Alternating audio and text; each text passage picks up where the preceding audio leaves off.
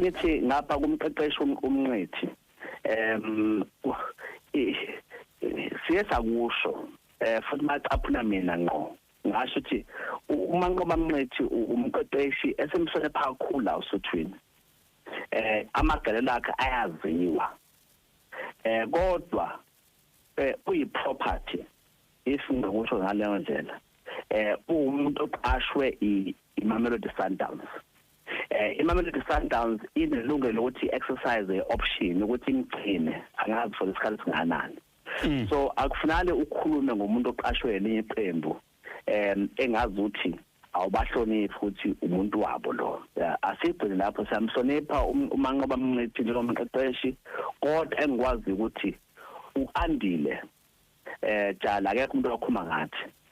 nathi sila sinomfowethu la uDlamini uAnda Dlamini engithema ngiqasha ngithi unezwe ithuba ukuthi uyibonakalise ukuthi kuvelele abukubulungiswa ukuthi ezama ukuthi ayikhombise ukuthi ukulungela ukuba umqeqeshi opermanent wosuthu bese sikhuluma ukuthi khona abaqeqeshi esikhuluma nabo abekho abaqeqeshi esikhuluma nabo official that's official uAnda Dlamini unezwe ithuba ukuthi ayibonakalisa akayibonakalisa akwenze kube difficult for thina ukuthi sithi hayi indoda akiwa phambili ngicela ukuthi awenze kube difficult ukuthi sik-ignore khipha ibhola lakho esingalazi ukukhombisa ubuchule bakho